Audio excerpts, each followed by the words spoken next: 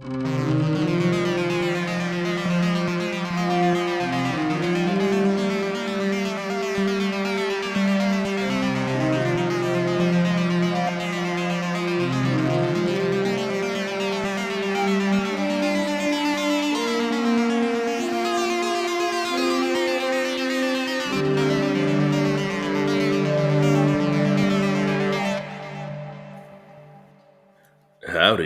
and welcome to Risky Standard After Dark. That's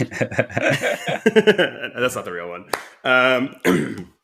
Howdy, and welcome to Risky Standard, an actual play podcast featuring a rowdy group of best friends playing tabletop role-playing games.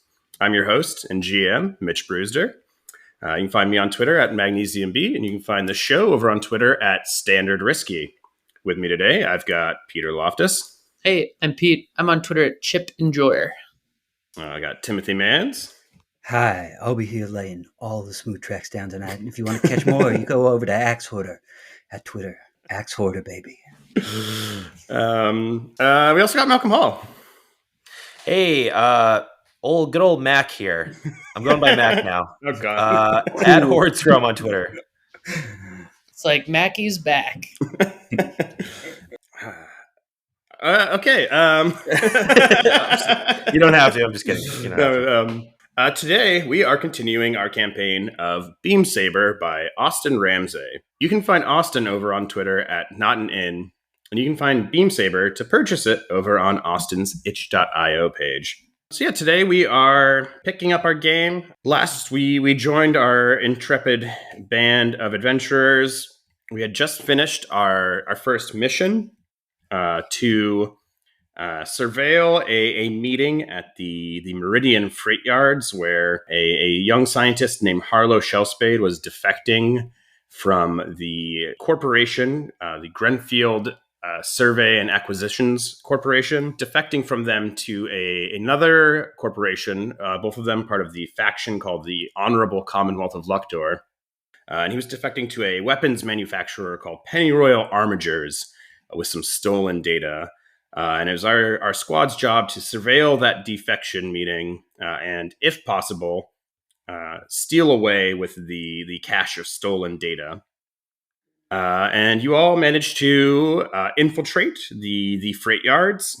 You managed to successfully surveil the meeting and record kind of Harlow's big speech about what data he had gotten away with and why it was valuable. And you also managed to steal away the data cache. Pretty successful. However, along the way, that meeting was also interrupted by an enemy squad, an unexpected enemy squad called the Marked Band, who were being led by Desmond's old crewmate, a member of his old gang, the Belfry Boys, a Chiropteran named Butte the Brute Halloran. And what had started out as a pretty successful mission kind of devolved into a pretty chaotic and frenetic scramble to get away with the data. You all took a couple of licks, had a rough time or two. Lost a knife. Always good. Yeah, you did lose. Well, I think you held your own in the knife fight. And you did escalate things by you firing a mech's heavy sort of sniper rifle into the freight yards to break up. Did what had to be done. But you got away, which is the kind of the big thing. Yeah, so today we are going to kind of move into a different mode. The way that Beam Saber works, the way that kind of Forged in the Dark games more generally work, we kind of alternate between the missions that we play on, these kinds of big moment-to-moment kind of action-filled characters doing the thing that they do, the job that they do. And we break that up with sessions of downtime. And so just kind of explain what downtime is. I'm going to read from the book here for a moment. Between missions, pilots have a downtime phase where they can pursue personal projects, recover from the previous mission, prepare for the next mission, and engage in free play. Each pilot has 3 downtime activities they can use towards training, projects, healing, preparing for the next mission, and so on. They can also engage in kind of like free play during this time, where they talk to each other and NPCs. Sometimes these are scenes that are just for color, and other times they're kind of moments where you're going to need to make action rolls or fortune rolls if there are risks or stakes. But basically, this is kind of like consolidating, the stuff that happens in between the big, exciting missions that you go on. And as I mentioned, there are specific kind of codified mechanical downtime activities that you can take. There's a little list of them. I don't know if we'll run through all of them, but they're kind of like these general big picture things that you might do. You might recover to get treatment for a pilot's harm. You might fix a vehicle that has been damaged. You could acquire an asset, which is kind of just like generally almost anything that you might need. You could train. You could also work on what the game calls long-term projects, and long-term projects are kind of this big, all-encompassing stuff you want to do or make happen in the world that is not covered by one of the other rules. And you can also cut loose, which is how pilots heal the stress that they accrue during missions. And cutting a loose is like a thing that you always do with another pilot. You spend time with them, and then you heal your stress. And it's also the way that you kind of advance your connections to your other pilots. And so, we're going to kind of do our downtime today. But before we go like right into there, we do need to handle like your kind of like your payoff for the last mission, what the game calls your supply roll, and also kind of some of the other aftermaths and after effects of like what happened because of that mission. But before we even do that, I think I kind of want to maybe like spend a minute in the fiction here and kind of like jump back in, because we kind of left off in like a very chaotic state, right? Carta, you had just fired your mech's cannon into the freight yards. There were explosions, there was fire, the sandstorm was moving in. Yeah. And Des had kind of cut a path through these shipping containers in the freight yard to like make an exit route for you. And I think we left off, were all kind of escaping into the night as the sandstorm rolled in. And between a lot of you were all kind of also a little beat up. I know Rhodes, you in particular had taken some damage in the fighting. So had Carta. I think all of you are kind of stressed right now. But I think, like what I'd maybe like to kind of like bring the camera back in, right, is like, we get maybe like this quick montage here of your escape. We see like the Mercuria moving through the streets as the sandstorm rolls in. Carta and Rhodes kind of like clinging to its hull. I don't think we talked exactly about how you get back into the Lowtower, but I imagine there's probably, especially in Meridian, like an abandoned warehouse or something that's like got the elevator that brings the mech down and back into the tunnels. And so, as the sandstorm is sweeping over this part of the city and kind of covering your escape, I think I'd like to kind of like bring the camera back in that moment of like, the characters have just gotten back to Lowtower, right? Like the mech is in the hangar bay. Carta, you have the level 2 damage or the level 2 harm like perforated. That's correct. Rhodes, you are slashed and battered respectively. And I think I kind of want to just jump in there in that moment of like, I imagine you're bandaging wounds, you're decompressing, you're like looking at like, you have the case, you have the recording of the meeting, this moment of like the realization that you succeeded, but at what cost? I don't know, I think that'd be an interesting place to kind of jump back in. Does that sound interesting to you guys? Yep. Yeah. I think Des is stoically, flipping switches, powering stuff down, maybe running some diagnostics real quick, just to see if anything was damaged. I think Des is the only character, right, who got out of that without any harm. You're like mostly intact. Yeah, I think like Rhodes probably was, when we last saw on camera, was like kind of hanging on to the handholds on the outside of the Mercuria. Mm-hmm. Probably clung to for the duration of this. As we kind of come back to the Lowtower, I think like probably drops off pretty hard, dusting off, and is I think like visibly limping, probably like holding a hand to his side, grouchy, grumbling. Be like, where the hell is Troubadour? Yeah, I think this Carter's trying to like obviously play off his arm being like getting kind of shot through that, but he wants to get the semaphore back. They're going to be able to find the direct trajectory of that shot. I need to get it back now. I just like where's Troubadour?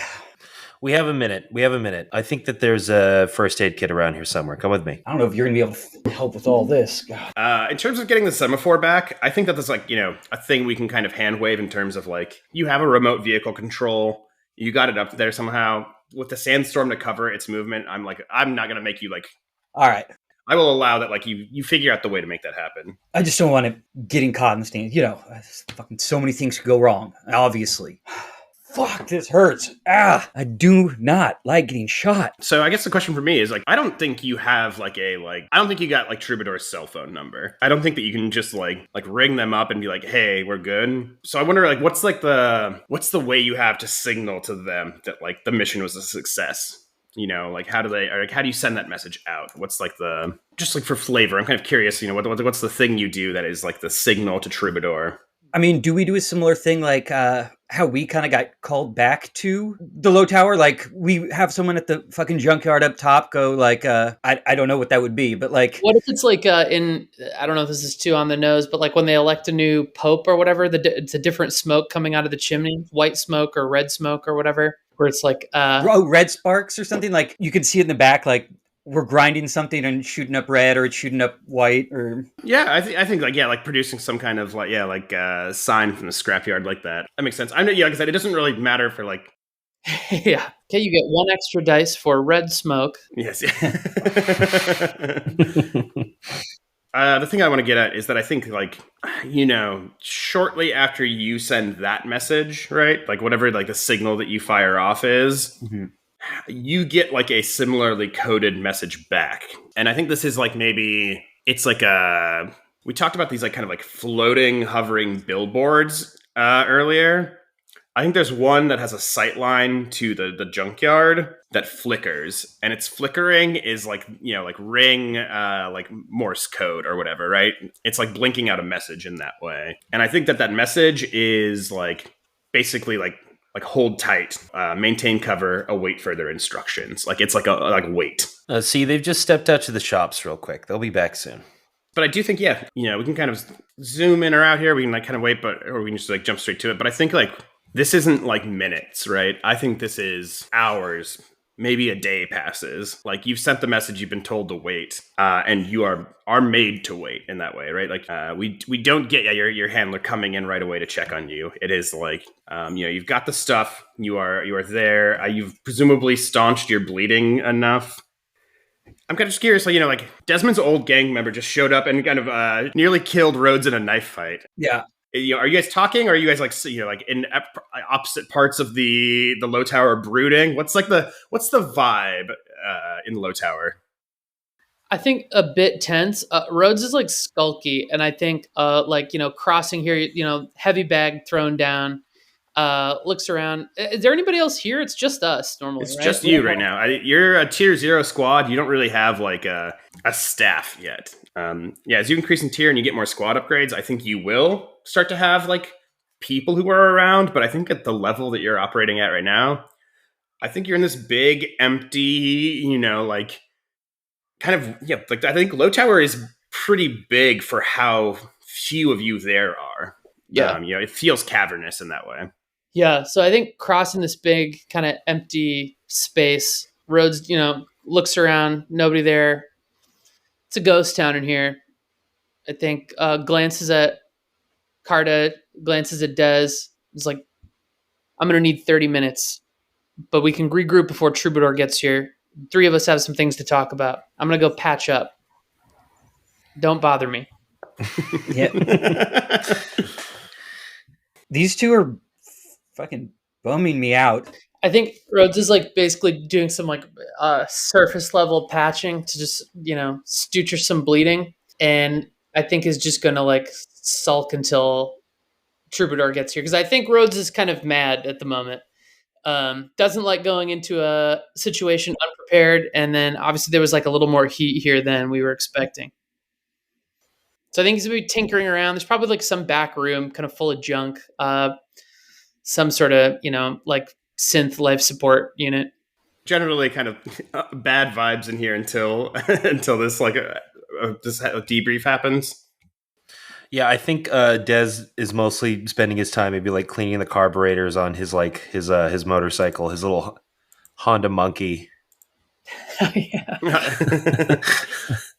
Sick. Love a cool little motorcycle. Yeah, I think Carta's playing like a handheld kind of game that is a little too loud for everyone else.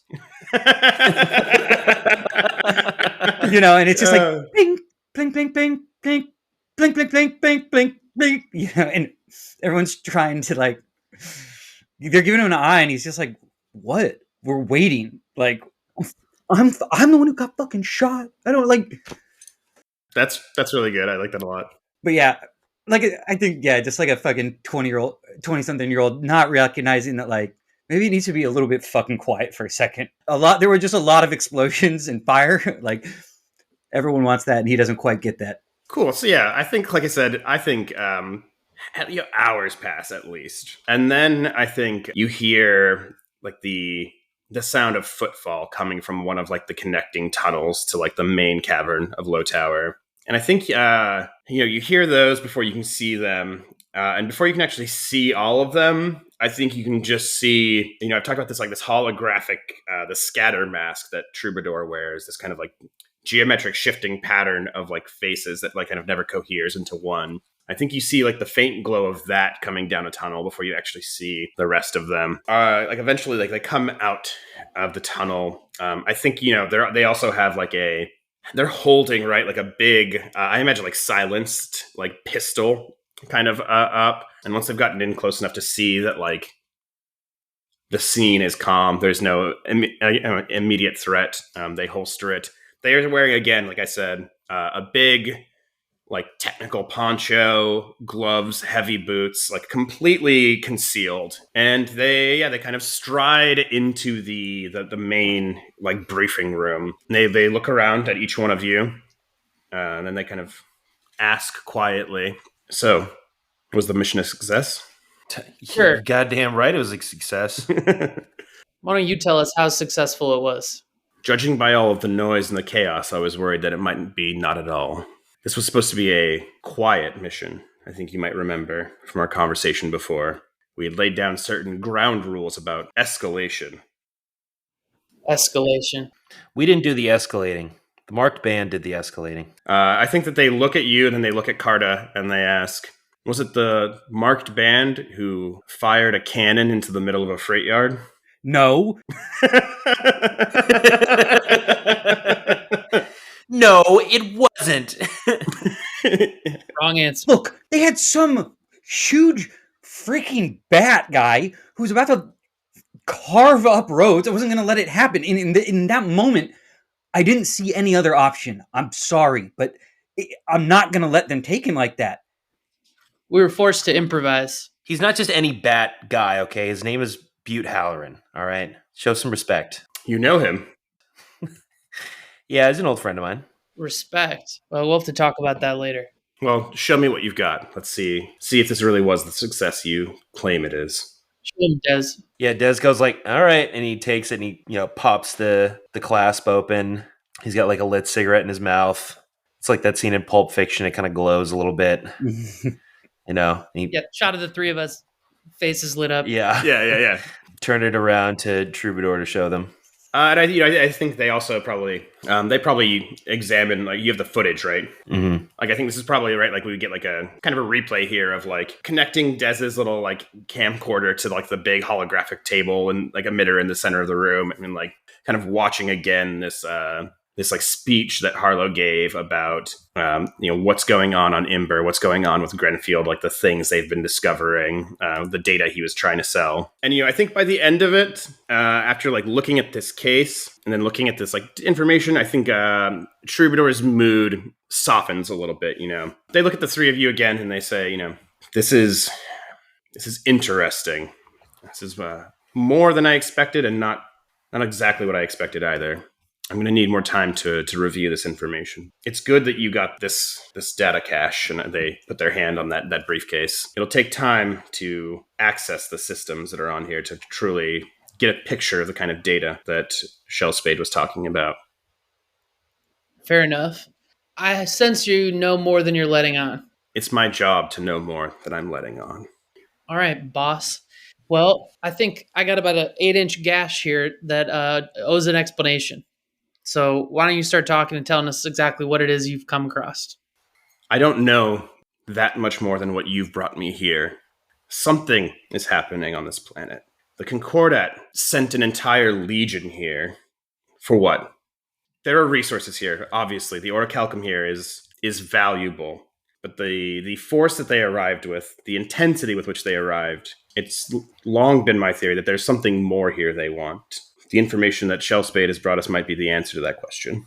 The fact that Grenfield hasn't reported it to Heritage, to any of the other higher-ups in the Commonwealth, also raises more questions than answers for me.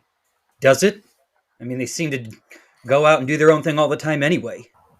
I'm just saying it doesn't surprise me. Especially if what we're hearing about the orichalcum, what Harlow's saying. I mean, if half of what he's saying is true, wouldn't surprise me. They'd do whatever they have to do to keep that in their hands. So, firing, with the big guns, maybe got it out of their hands. I'm just saying, consider it. Yeah, not worth nothing is Meyer Grenfield himself's involved. I brought the three of you together because I think that you have the potential to do great good for the ring and for this planet. I'm very pleased with what you've done, with what you've brought me. But I also expect more from you. You barely made it out of this scrape. There will be more difficult missions to come. Yeah, I think Rhodes just kind of like scratches like back of his neck, kind of looking down. I think it feels kind of stupid. This is definitely something you should have been able to handle relatively easily. He's like, well, next time, I don't think I'll be going in quite as light. And I think they stand up and they start to like assemble the case and the recording, and they tell you, they tell all of you, keep a low profile in the next coming days. We don't know how much footage there is of what happened, the degree to which your involvement was compromised. Take some time, rest, recover, and prepare yourselves for the next mission. I've already got a few leads. It might do you some good to get all of us out of the city. And I think he looks at Carter. Rhodes looks at Carter and be like, low profile, write that down. Low profile, write that down. We were on camera, all of us were, buddy. And yeah, I think, unless anyone else has like a thing that they try to like say here, like a one last thing, I think probably Troubadour packs up like the assorted equipment and leaves you all to kind of like, well, tell us what you find, and I put my neck on the line just for you to have some kind of whatever that is and all the secrets it holds. I want to know. Like one hand raised is like a goodbye wave as they're walking into the black of the tunnel. So before we kind of move into like free play, like downtime stuff, I do want to do like a thing that's less exciting but is important, which is kind of handling the supply roll and like all the different payoff and kind of sort of aftermath of that mission, which is like a little bit of numbers, but we'll try and kind of like knock through this really quick and what it all means so that we can get back into like you guys doing stuff. In Beam Saber, we don't keep track of like money that you have or anything like that. But we do keep track of supply points, which you get as kind of like the reward at the end of a mission. And supply points kind of like are this kind of broad fictional narrative representation of like the amount of supplies that your faction is kind of willing to give to you or reward to you to like do the job that you do, right? And so like as you move up in tier, as you do like more difficult jobs, you have kind of like a chance of getting more of these. But also as you like fuck things up, sometimes or like you like break your relationship with your employer, your faction, you can kind of like reduce the amount that you get. And so we are going to like roll some dice, but basically supply points are the thing that you use to do a lot of your downtime activities or to like enhance your results on your downtime activities. And so we are going to roll some dice real quick to figure out basically what your reward was for this mission. So to figure out what your supply roll is, we take your employer faction status, which is like your relationship, in this case with the ring, which right now is 0. You're kind of like not a non-entity, but you are not well loved enough in the ring to have like a positive status with it. You also haven't like burned it enough to have a negative status. And then we take the tier of the target squad of that mission. And I've been saying that the target squad of that mission was Grenfield, because it was their stolen data. And they're a tier 2 squad. So we are going to be rolling 2d6. So somebody want to roll two 6-sided dice and tell us what the highest result is there? Got it. Well, that's 2 2s. So. All right. Excellent. So maybe that's kind of like a fun fictional representation of not having kind of have caused a big mess a little bit during that mission. So you will start off with, or you will end this mission with 2 supply points. And supply points kind of break down further beyond just being supply points. They turn into one of 2 types. Either personnel, which represents kind of like social connections and your ability to get other people in the faction to do things for you, and kind of like administrative power. And then also they break down into material, which is like the hard like material assets that you need to function as a military unit. And so in addition to the 2 kind of like unidentified supply points that you have right now, you also get +1 material and +1 personnel as the faction bonus. Like every faction gives a different kind of bonus, a different kind of supply point that they offer. But because you are a part of the ring is a democracy under Beam Saber's rules. You walk out of this with an extra material, an extra personnel. So altogether, you guys have 4 supply points. And normally it asks us to decide right now what those unassigned supply points are, whether they're material or personnel. But I'm happy to kind of leave them undefined for this downtime, since this is our first one and we're kind of still figuring out some of these rules. And maybe we'll kind of like adopt that rule as we get more comfortable with the system. So another part of ending the mission, we check everyone's drives. And see if anyone fulfilled or advanced their drive last session. And if so, they get a tick on their drive clock. So we could just run through real quick what everyone's drives are and address that. Yeah, I mean, I'll go first. Hunt down the people who killed my parents and make them pay, which, we are dealing with the Grenfield company. So I think that there's a certain level of any time that I am doing a mission that is against them, trying to take information they have, interrupt any kind of action they're taking, that there is like a certain fulfillment of like a drive. It maybe is like not quite the same drive as like working directly on a long-term plan, but it is definitely like that is a part of what I am all about. Like I am interfering with their work and their mission. Yeah. I think also, like we kind of found out, this was kind of like a note during Harlow's like big speech, that your parents' death, like timing wise, kind of coincided with the period of Grenfield discovering these kind of geographic anomalies on Imber. Yeah. Which feels like a big piece of info to have. So I would say, yeah, for sure. Take a segment in your drive clock. You have like advance towards that.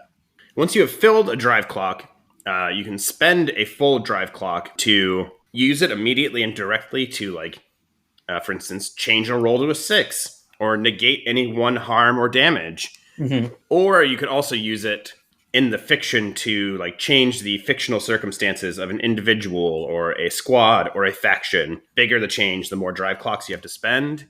But that is how you do things like eventually to hunt down the people who killed your parents and get your revenge, right? To get that revenge on that person, Mm-hmm. you would need to spend the drive clock to change their circumstances because it's your drive. Got it. And so, yeah, you've advanced that one segment. Desmond, what your drive is? To get my revenge in the Belfry boys. And we met one of the Belfry boys, right, this session. Figured out what they're what they are up to, specifically Butte, the Brute Halloran in this case. So I feel like that's also definitely like a tick on the clock, like knowing more about who they are, where they're at, like what they're up to now. You got to find them to get your revenge, right? And then Rhodes. My drive is to uncover the true nature of the Redshift, which is the mech that I pilot. Which Rhodes kind of has a cursory understanding of its capabilities. It feels like maybe that one's maybe the one that didn't happen that last mission. That's okay. Like also by working on a long-term project related to it during downtime, you can also advance your drive clock that way. So it's something to keep in mind as we go forward. Did we also look at whether you affected your patron faction's goal? I don't know if we've said this out loud yet. I think I've maybe like referenced it, but every faction in the game, in our game we have 3 of them. There's the Ring, there is the Theocracy called the Concordat, there is the Corporatocracy called the Honorable Commonwealth. They all have a faction goal, which is like a big level thing that they are trying to pursue. And there is like a clock for each of them that ticks as you do things that advance that faction's goal. And eventually, once a faction completes its goal, there's a big narrative, like fictional change in the world to represent it. But you also get like a mechanical benefit alongside of that. The Ring's faction goal is hearts and minds. The Ring right now is trying to change the popular opinion of like the independent populace of Coronatus in a manner that benefits them, that will like kind of like build the revolution. Probably in this instance, I don't think that you advance the patron faction goal. Yeah. A big attack on the freight yards probably is not winning hearts and minds yet. But it's something to keep in mind as we do like future missions and plan future missions. Like we could plan missions around trying to kind of advance that goal. The other big thing we do here is we get a rep gain. And rep is kind of like the currency that we use to advance the squad's tier. As you gain more rep, eventually you can like move up in tier, which gives you better equipment, better effect when facing other squads, and just kind of represents overall gaining respect, power, and prestige within the faction that you operate for.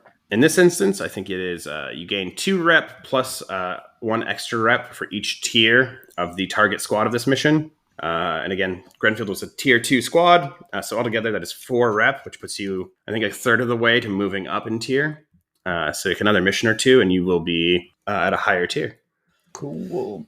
There are like 2 more things we do here, and then we can get down into the nitty gritty of downtime. We also change, you have a trust rating with every faction in the game. This represents like how much they do or do not like you. During this mission, you obviously lost trust with the Honorable Commonwealth of Lowtower, the patron faction for Grenfield, for Pennyroyal, and the Merc Band, all squads that you kind of pissed off this mission. And so you have gone down, you now have a -1 relationship with them, which just means that you are kind of like on the Commonwealth's radar a little bit now. They think of your squad as like one that they dislike, that they will like, not actively work against, but like you're known as an unfriendly squad to the faction. At least they know who we are, huh? Yeah, yeah, right. And you have gained trust with your patron faction. You've gained 4 trust altogether with them, which doesn't quite put you at a positive relationship yet. You're still not quite on the radar of the broader infrastructure of the Rings military network. You would have gained more, but because you broke a rule of engagement, we subtracted some from that total gained result. But that kind of covers like all of the bookkeeping that we kind of do at the end of every mission. And we'll probably maybe condense some of this more next time. I'm just going to go over like all of the cascading effects that affect like all of your relationships with these different groups that happen every time you do a mission like this. So with that, like Troubadour leaves, takes the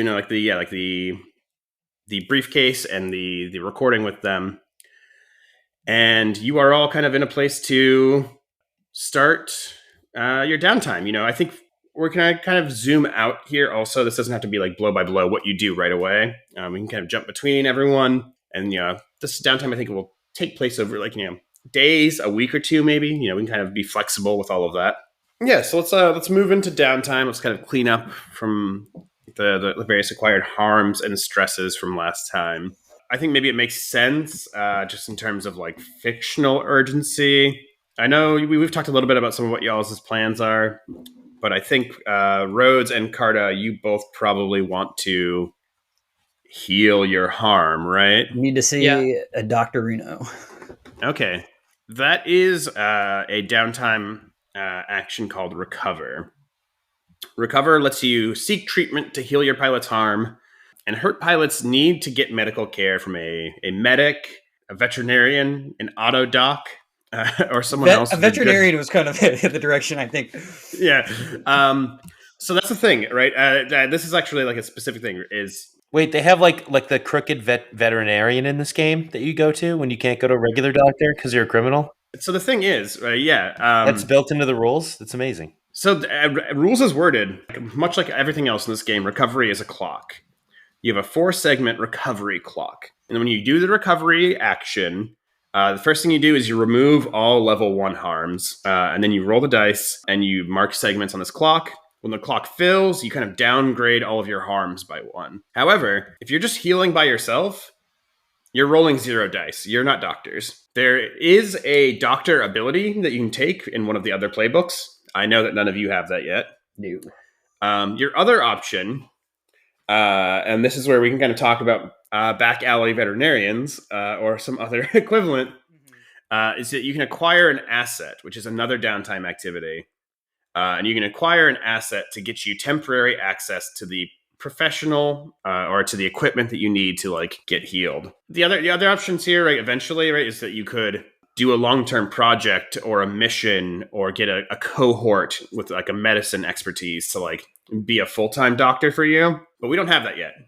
So right now, yeah, I think before we actually have you take your recovery actions, we should talk about acquiring an asset, if that's what you want to do, unless you want to just try and heal naturally, which... No, I'm not trying to heal naturally. You heal naturally from getting perforated. Yeah, no. Leave the bullet in there. It's fine.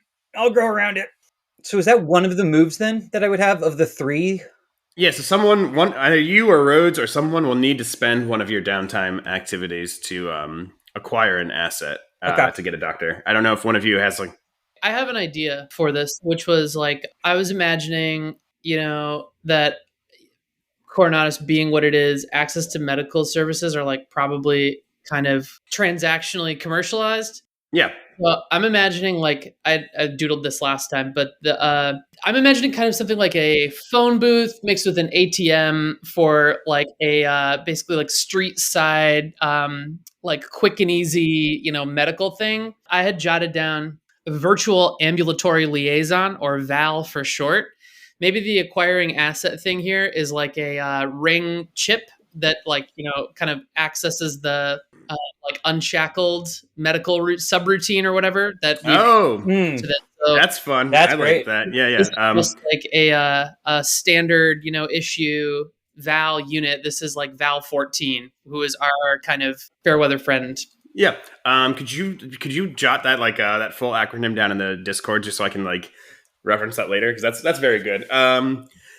Yeah. So let me just read the rules for acquiring an asset real quick, and then we can kind of roll, because there's like a roll here to acquire the asset, which will tell us the quality of care that you're able to receive in this instance. So yeah, to gain temporary use of an asset, we use the acquire an asset move. We roll the squad's tier, and the result indicates the asset's base quality, and that quality is going to inform basically how many dice you get to roll on your recover clock. However, you guys are tier 0. Worth noting at the gate, because you might end up wanting to spend some supply points here to beef up this roll, basically. And on a 1 to 3, you get an asset's quality of tier -1.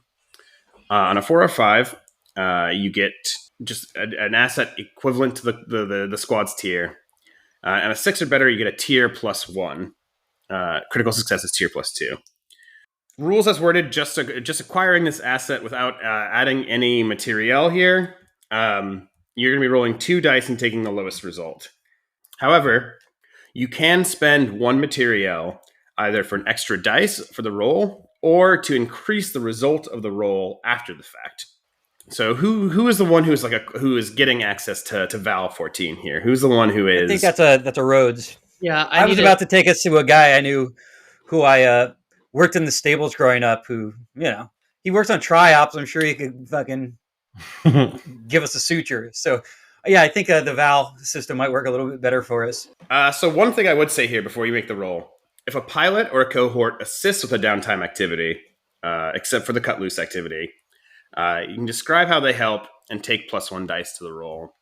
So out of the gate, if Carta is helping Rhodes here in getting access to Val 14, we could add a dice to that roll so that you're rolling 1 dice instead of the squad's 0 tier, which is 2 dice take the lowest result. Well, I guess if there's you said it's like a ATM kind of thing. Are these monitored? Would Carta like being able to distract I don't know, is there like an overseer of this, or like? Yeah, actually, like I bet there's probably a line to get to that. And I'm imagining it's like on the outside of it is sort of like a cathode tube TV screen with like a sort of, virtual assistant, kind of happy smiling nurse face kind of thing. And then, like a sort of cassette slot that would be whatever we use to access this different function, which is maybe what we're trying to get out of this role, is like that piece of hardware. Okay, for some reason I thought this was like those weird doctor robots from Raised by Wolves. This is not an anthropomorphic thing. It's more like a suicide machine from Futurama. Yeah, that's kind of what's in my It's head. a great pull. Yeah, Suicide booth. Yeah. I imagine this is like the size of not like an ATM or but like a newsstand. Yeah, like a newsstand. There's probably Okay, like newsstand. a table you get up on. Yeah. Like there's like maybe a door that opens. You go in. There's a table you lie on. It closes. Like you have like a modicum of privacy. That sounds awful. Yeah, it is awful. You have to pay to do it. Yeah. The bed is stained and the walls are like, But yeah, Val 14. Maybe there's like a code you have to like punch in or something, or like a like there's like you said, you have like an override chip or something. like an e-gen thing. Yeah, like So yeah, if Carta is helping, is like maybe like handling the line or like keeping a lookout while like Rhodes is trying to like kind of like enter in the sequence, Val 14 here. What medical emergencies are you experiencing today? Please choose from the list below. Press 1 for stabbing. Press 2 for burns. Are you bludgeoned or slashed? Okay. I hear you're bludgeoned and slashed. Please insert your form of payment before. Yeah, I like that. So I think if Carta's helping, you don't have to spend stress on this like you would like an action roll, but I think you do take one dice. You could spend a material now if you want to just give yourself an extra dice out the gate, or you could wait, see what the result is, and then boost it with material after. Just boost it after? Let's boost it after. I don't know mathematically what is better. I'm not smart. I don't know. Let's roll then. So that's 2d6. That's 1d6 unless you're going to spend the material first. All right, 1d6. Oh, God. That's a 1. So on a 1 to 3, which is what you roll a 1, it is a tier -1 quality asset. Which at tier 0, you can't like go lower. It hurts you. Yeah. Take level 1 harm. We are going to bleed you. / bludgeon. Okay. And blood. Initiating bloodletting. But I do think it'll give you access to it. I'm not going to like deny you access. But right now it would be rolling at tier 0, which is 2 dice, take the lowest result on your clock. If you want, you'd have to spend 2 material to get past that at this moment, or you could use another downtime action to like roll again here. This is like part of like the game of Beam Saber and downtime is like balancing your resources. Yeah. And we got kind of an unlucky roll, which maybe fits like a slightly more hard-boiled take on the fiction here, right? Yeah, I think that's like, okay, I'm going to use a second downtime to roll again, because I think, it's like, it doesn't work like the first time, right? It's like, please insert payment, Yeah. And so I think Rhodes like punches the outsiders like, damn it, and like, whatever, gonna try it again, punch in like another random sequence there to see if like this, I'm like probably looking at some crinkled piece of paper with like a bunch of these codes scribbled down, like this is supposed to work. I'm gonna try it again. So that's rolling 1d6, and it would cost 2 material to boost it. It wouldn't. You could spend 1 material right now to add another dice to the roll at the outset. It would have taken 2 to boost it from your previous result to like a good result. Are you guys okay with me burning materia on this? Go for it. It's important. All right. I'm gonna roll 2d6 then with 1 materia. Okay, that's a 5 and a 3, so 5. Let's call this a quality 1. I think, now that you've gotten past, you're not getting 0 -1. I think like bare minimum this asset should be like better than just healing yourself. So let's call this a quality 1. So you can now roll, if you want to use this to recover, it'll be 1 dice for recover as opposed to 2 dice take the worst and also take a stress for trying to heal yourself, which is like what healing yourself normally is. Mm-hmm. So yeah, let's call this like a quality 1 asset that you've now gotten access to. What did we say? Val 14, right? Yeah. Maybe there's like something flashes on the screen briefly, right? Like it's like the plain black circle or something that is like flickers or yeah. like yeah. And I think like probably the voice tone is different. Yeah. I don't know what a cool ring like initiation. Yeah. Greetings, comrade. Right. But yeah, I think it opens up to allow you and Carta to heal yourselves here. Standing right next to each other, just kind of the sardine candy, and we're both fitting on the bed there. You don't have to go at the same time. Same time. No, we you get said one we had shot. to. Maybe you do. Maybe on a quality 0, yeah, you do have to hang out together while it happens. So Rhodes, when you spend the recover action, you immediately remove any level 1 harm. So I don't have to roll. I just remove it. You remove the level 1 harm. You do still roll. You're going to be rolling 1 dice here. And that will advance your recovery clock. Once that recovery clock fills, you will downgrade your higher level harms by 1 level. Okay. So removed my level 1 harm, and now I need to roll. It's 1d6. It's a quality 1 healer. You don't have, I think that's like the best you're getting with what you've done. Okay. Come on, Val. Oh, 6. Oh, nice. So that fills 3 segments on the healing clock, which doesn't put you quite there to downgrade your level 2 harm, but the next time you recover, it will fully bring that down. That does put you through 3 downtime actions, I think, though, right? Acquiring an asset and 2 recover rolls. Yeah. So I got to sit with all that stress. Or you can spend. Sorry, let me look at what it is. I think you can spend a personnel to take a cut loose downtime action, an extra downtime action, basically. Yeah, I guess I'm gonna have to do that. Yeah, I was gonna say that stress is sitting there. Yeah. But so we'll come to the cut loose in a second. Let's do Carda's Also recovery. Yeah. So I just again 1d6. 1d6. Yeah, it's Rhodes has been the dents had been knocked out of Rhodes's plating. Battered is gone. Oh, that's a 1. Unfortunately, Val 14 is not particularly well equipped to handle the kind of higher level trauma, it seems, that you've acquired. So you could, you know what? I should have offered this to you, Rhodes. I guess this option can still be on the table for either one of you. You could spend a personnel point to increase your result level by 1 here, which would give you 2 segments on the clock if you did it. Carda, or if you did it, Rhodes, would push you to fully complete your clock. It would be spending resources. That's the. And how many of these things? How many do we have left altogether? Because I know you have 3. You have, let's say, 1 personnel, and then 2 undefined ones right now. Okay. And Rhodes is going to need 1 personnel at some point to do a cut loose action. Yeah, we need the personnel points, right? We got actions. I need to use 1 for cutting loose to de-stress. So I'll leave it up to you, Tim. I might just have to sit with perforated, I guess. Let's say, what it does do, right, is it puts you in such a place that you are now I'm stiff. You're hurt, but you're not actively bleeding and oozing blood as it is. I have a question. So if we heal a level 1 harm, do we keep the level 2 or does it move down to level 1? It only moves down to level 1 once you've completed the clock. Damn, all right. So you are also still going to be slashed. Taking 1d against my rolls, all right. Sorry, it's 1d against rolls that are specifically affected by the injury that you have.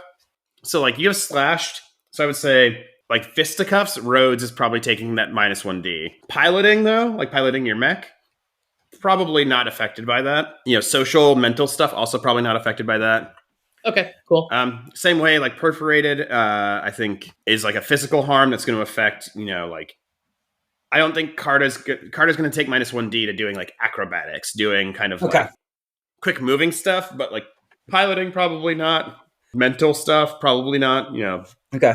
But yeah, that is that's Beam Saber, baby. We're accruing harms and stress left and right. Is that our recovery? I guess. Here? I mean, the only other thing I was thinking was obviously the cut loose because you need to get rid of stress. I mean, you could take the recover action again if you wanted to. I was going to say the other one would be upkeep, which would just refresh my quirks. Oh yeah, you know what? I missed this. Everyone does get a free or a bonus upkeep action at the sort of the end of the payoff section. It's free in the sense that it doesn't cost any of your other downtime actions, but it does require the spending of material to refresh quirks, which in a situation where you guys have low supply points is you may or may not want to do that. But I'll put it out there now. Does any of you want to take the upkeep action to refresh a quirk? Not right now. No, I guess not. I didn't use any. I do. Yeah, did you blow through more? Probably because we're actually using 1. Yeah, I used 1 as well. Mm-hmm. But do you want to use your 1 free? You will have to spend a material to do the upkeep. Yeah. All right, so that'll take you guys down to 2 supply points altogether. Is that okay with everybody? Yeah, I think that's fine. Then I guess since I'm not going to use my other, I don't need to work on a long-term goal. I was going to say maybe work with Des on Belfry Boy stuff, but I can put that away.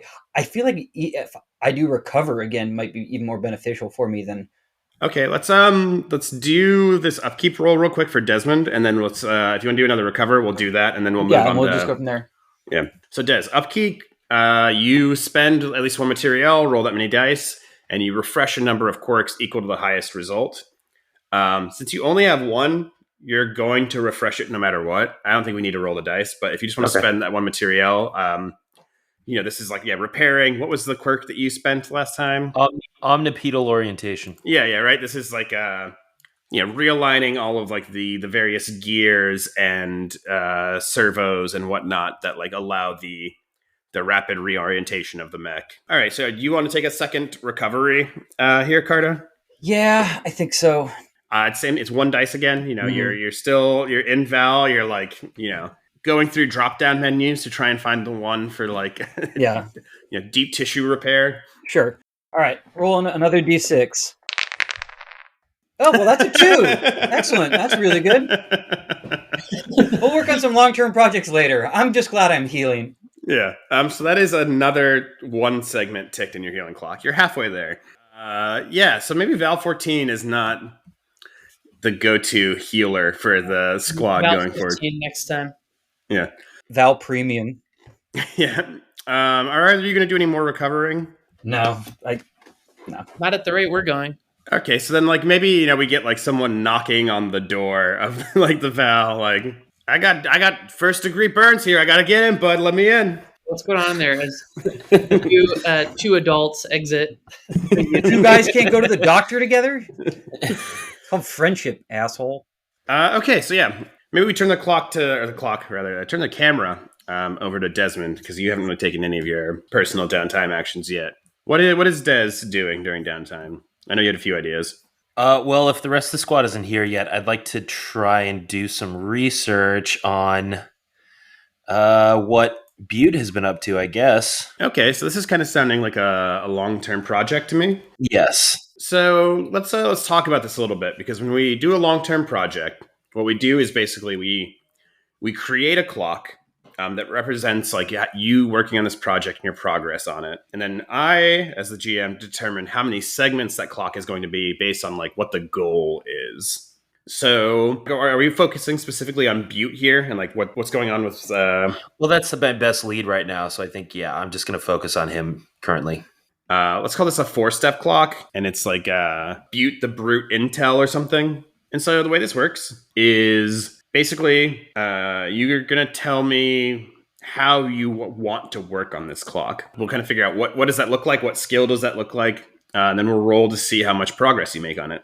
Okay, I guess maybe there's some files or maybe the dossier I could look over. Yeah, that could be like a way to start on it. Like, I think you mentioned, we talked about like when you first got released, or first got like, kind of broken out of prison by the Ring, Troubadour gave you a dossier with like information about the remaining Belfry boys.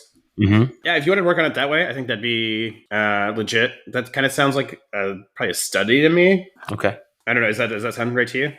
Yeah, that sounds right. So what do you have in study? 0. Okay, so you would be rolling 2d6 and taking the lowest result. You could spend personnel here to take an extra dice to the roll. Or if someone is helping you, that could also give you an extra dice. No, I'll work on this alone. How much personnel do it? We only have 1 left, right? We have 1 left. I think you have 2 left. You have 1, because you didn't spend it to boost your roll. Yeah. So you have 1 unmarked supply point and 1 personnel left. Okay.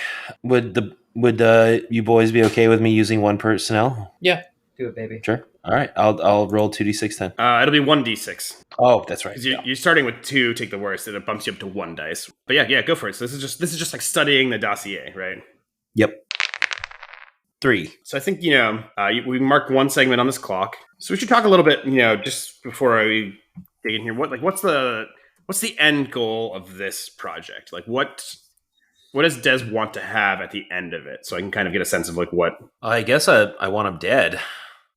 If I'm being honest, I don't think this is a clock to kill Brute, right? This is a clock to like get the information you need to be able to set that scenario up, right? Yes.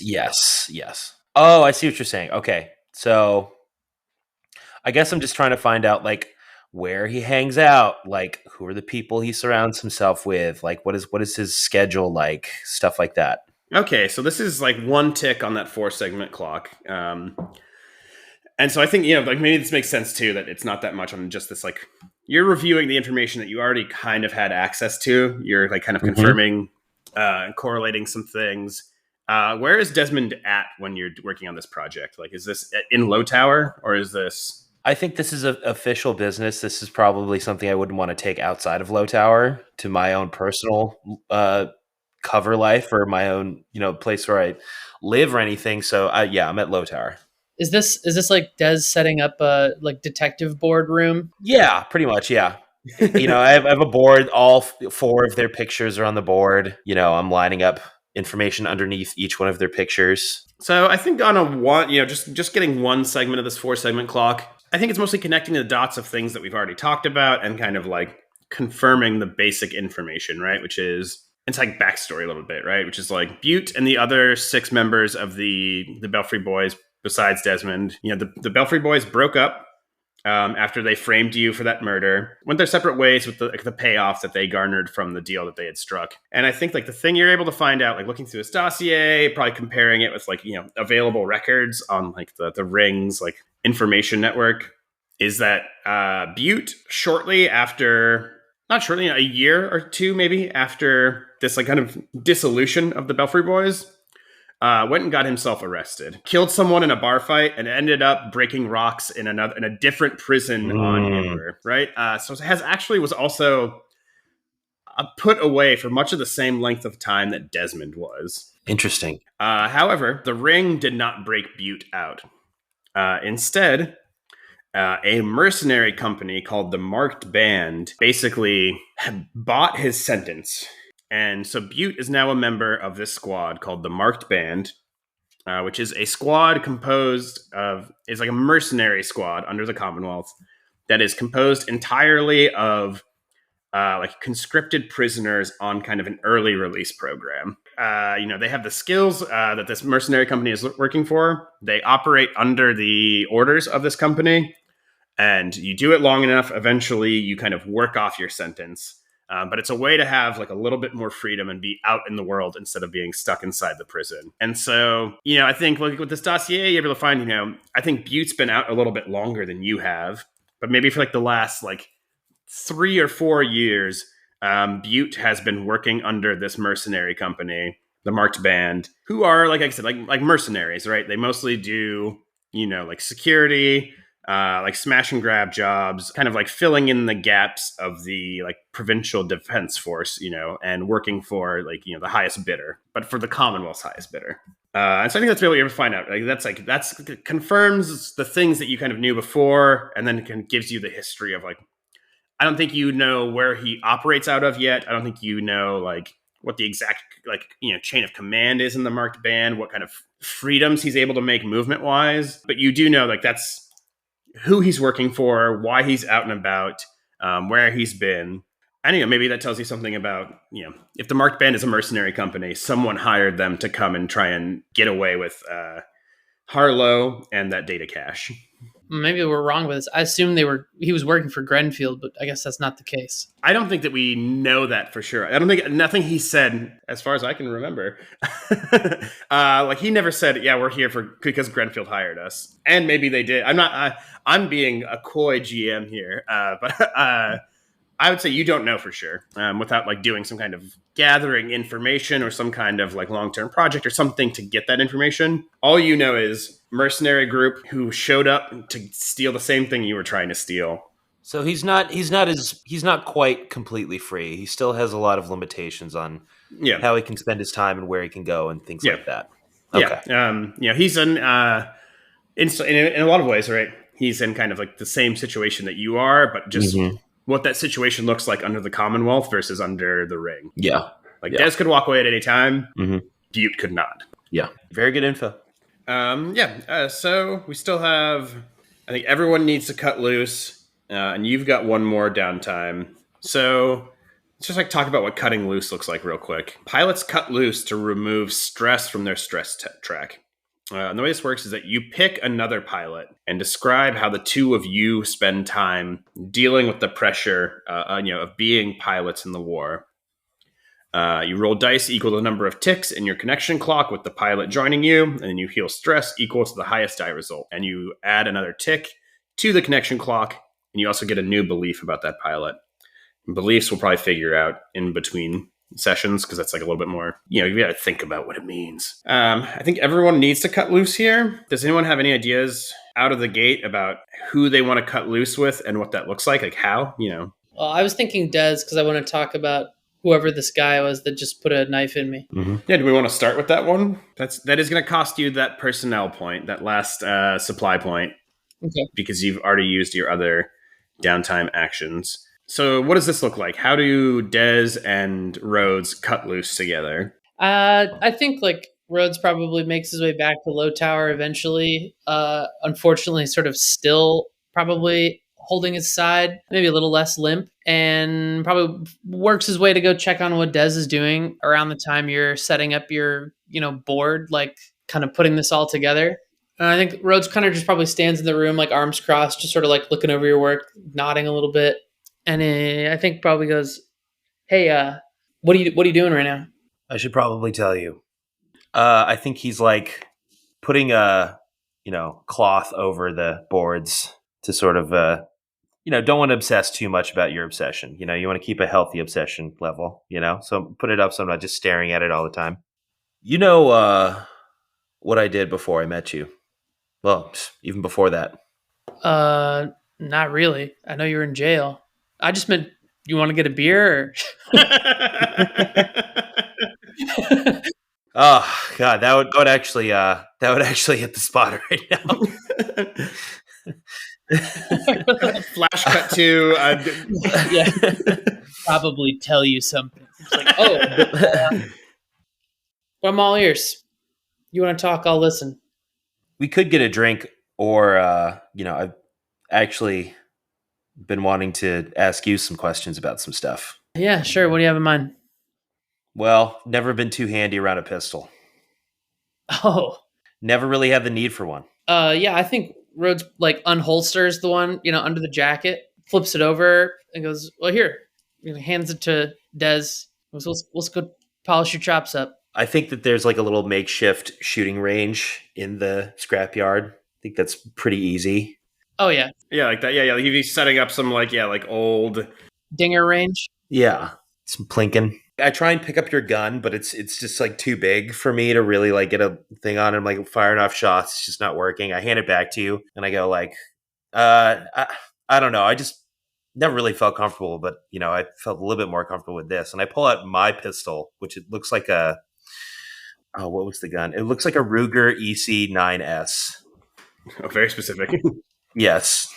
So it's like a little Glock looking thing. Yeah. All right. Well, I just set up the targets, so why don't we see what you got? And I think we'll say, as we're kind of taking a couple shots here, shoulder to shoulder at the range, letting off some rounds. Be so you were saying what you got into before this? All I know is broke bad. Well, before this, lifetime ago, I was a thief, a burglar, an expert thief. It's one of the best in Coronatus. Real rising star. Me and all my friends. Yeah, I think I met a couple of your friends. You met one of them. Yeah. What's the deal with that guy? I got a gash here and I'm still pretty bruised up. Seems like you two have history, but didn't seem too frosty.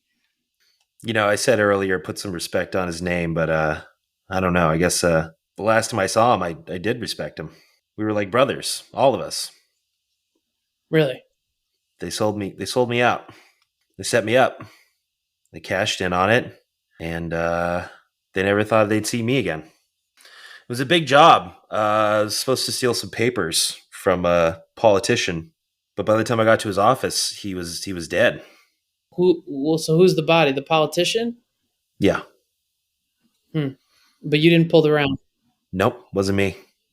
He wasn't shot. He had a knife stuck right through his forehead. It was gruesome. Brutal. I was surrounded by policy enforcers, and they whisked me away. Open and shut case. Well, you showed some real restraint back there, all things considered. Mm-hmm. I never knew who actually did it. I think it was Butte, but I just don't know. I don't know anything. That's what I'm trying to find out. So what's your end game? I just want them to hurt as much as I do. And he pulls the pistol up. He fires a shot, and he hits something finally. Well, it looks like you're on your way. I think it sounds like a good time to make a roll. So the way this works, Rhodes, you're going to roll your number of connections with Desmond, which is everyone has one with each other right now. So that's one dice, 1d6, and you're going to heal stress. Take stress. You're going to heal stress equal to the highest result there. Okay. I've got one with Des. That's a 4. So you're going to clear 4 stress off your track there, which will knock you down to 2 total. That's not too bad. Not too bad. And Desmond, are you going to do a separate cut loose, or is this kind of standing in for the two of you? This will stand in for mine as well. All right. So if you want to make your roll here, you can see how much stress Desmond clears from this the same exercise. 1. Ooh. All right. You clear 1 stress. Maybe opening up was not as didn't feel as good as it. Yeah. Yeah. Maybe just kind of worked up that anger and stress about the whole thing. And so you both now also will take 1 more tick in your connection clock with each other. So you'll have 1 more. I just did it on your sheet. You have 1 more connection with Rhodes. And Rhodes, you'll have 1 more connection with Desmond. Yep. And so you'll also want to write another belief about each other as a result of this. And what it also will mean on our next mission, Desmond, if you want to assist Rhodes with something, or vice versa, Rhodes, if you want to assist Desmond with something, you'll have to spend 2 stress to assist instead of 1, because as you start to care about each other more, it's more stressful to help each other out. There's more emotional stakes there, but also you'll be able to give 2 benefits instead of just 1. So when you assist, you could give an extra dice and increased effect. Okay. So you're also able to Nice. better help each other, but it takes more stress to do so. And this, I know you said you wanted to train as well, Desmond. Is that what this gun range was? Yes. And so that is training, training prowess. Is that probably what it is here? So you can put 2 segments on your prowess track. And once that track fills, you'll be able to add a pip to either finesse, prowl, struggle, or wreck, which are the abilities under that attribute. And you take 2 instead of 1 from training here, because as a squad, you have prowess training. You take extra XP from doing prowess training. Oh, sick. You have a space that lets you freely exercise your prowess, which maybe is at the scrapyard, right? There's a makeshift obstacle courses and gun ranges and such, in the scrapyard that you guys have access to. Cool. So I think that leaves, in terms of downtime actions, you spent all of your supply points. So I think we just have Carta wants to cut loose, right? Yeah. So Carta, kind of close this out. Who are you cutting loose with? With Des. Okay, and do you have a? I have an You have an idea? You want him to yeah. do it? So I think that he was out for the night and kind of sitting back in the scrapyard and seeing Des and Rhodes shoot off their little handguns, and maybe it's the next day or something. And Des, I want to show you something, and maybe can we say that we know safe place out of town where he can do that we can shoot something a bit more long range, We are in a war. but without, I know we're trying to lie low or whatever, but a spot where it's even if it is another gun range where it's we can shoot a sniper, we can pull out the big guns. Is this just hopping on Des's motorcycle and going out into the desert outside of the city? Yeah. Yeah, I'm driving. Carter's on the back. Yeah, giant rifle strapped to his back. Yeah. Like Dumb and Dumber. And they pull up to a high or over a canyon, and I think without saying anything, Carter loads up the gun and just takes a jarring shot that sends birds flying, and you just see something in the distance dust just explode, and Cardi just goes, I think there's something that the Rhodes doesn't get. Starting to load up the gun again.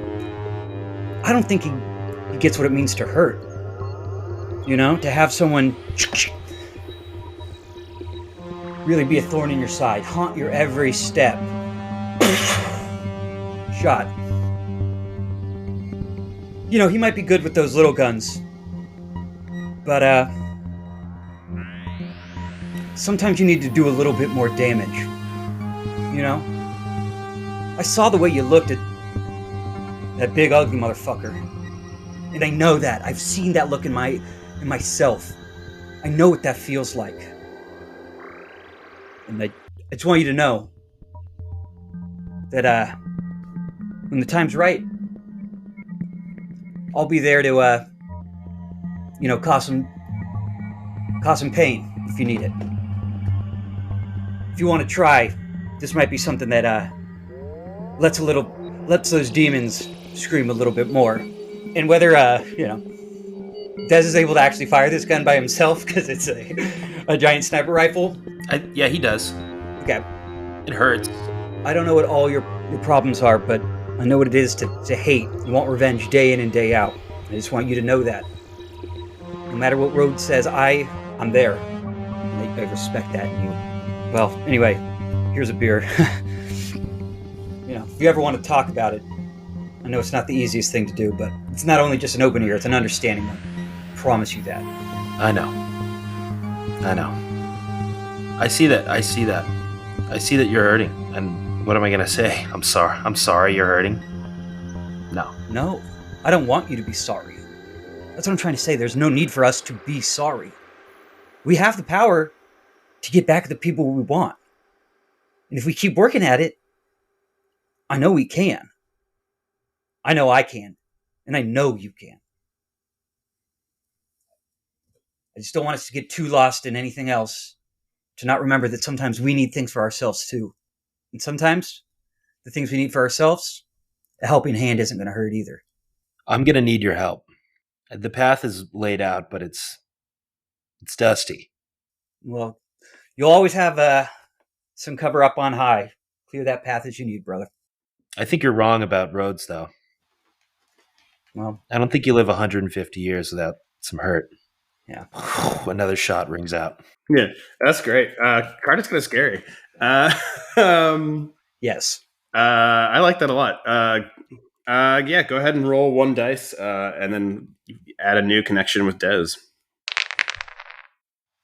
3. Okay. So yeah, it takes 3 stress off. I think that leaves you at 3. 3, yep. Not a bad place to start off the next mission. And so to wrap it all up, maybe this is like, let's say Rhodes, you're already there, back at the Lowtower. And when Dez and Carta get back from this little trip out to the desert, Troubadour is waiting there at the this big briefing table, this big hollow emitter briefing table. And they've thrown like a sheaf of like a dossier documents down on the table. Black Star Constellation. Pack your bags. Get your armors ready. We've got another mission for you, and it's taking us outside of the city this time.